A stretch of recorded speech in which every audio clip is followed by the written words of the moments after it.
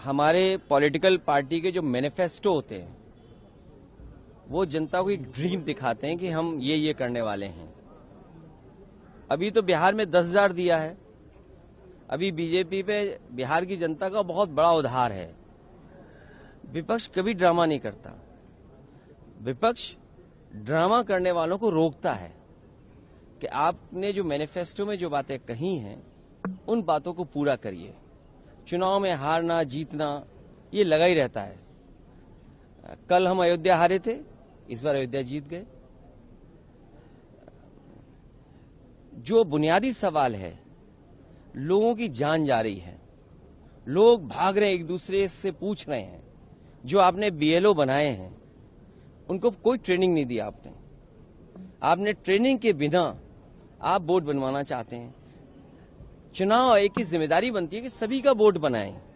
ये काम हम पॉलिटिकल पार्टी के वर्कर्स कर रहे हैं कि हमारा वोट कटे नहीं। सोचिए कितना विरोधाभास है कि हम पॉलिटिकल पार्टी के लोग प्रयास कर रहे हैं कि हमारा वोट न कटे, काटा न जाए, क्योंकि बीजेपी का हर काम, हर फैसला चुनाव आयोग के माध्यम से ये है कि इनका वोट काटा जाए। हम अपना वोट बचाने के लिए लड़ाई लड़ रहे हैं। ये रिवीजन किस बात के लिए हो रहा है? रिवीजन इसलिए हो रहा है कि बीजेपी की कैसे मदद की जाए, क्योंकि जो लोग हार गए चुनाव में वो रास्ता ढूंढ रहे हैं कि चुनाव को कैसे जीता जाए।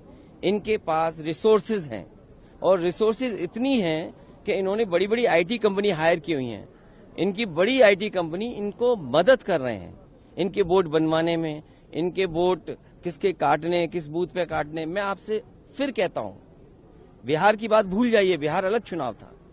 यूपी में जो दिखाई दे रहा है या वेस्ट बंगाल में जो दिखाई दे रहा है वो यही दिखाई दे रहा है कि बीजेपी की रणनीति है कि जिन बूथों पर विपक्ष जीता उन बूथों पर सबसे ज्यादा वोट काटा जाए।